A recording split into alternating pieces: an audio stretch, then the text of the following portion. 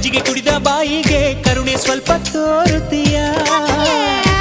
ಉಪ್ಪು ಖಾರ ತಿನ್ನೋ ಮನ್ಸ ತಪ್ಪು ಮಾಡದೆ ಹೋದ್ರೆ ಪಾಪ.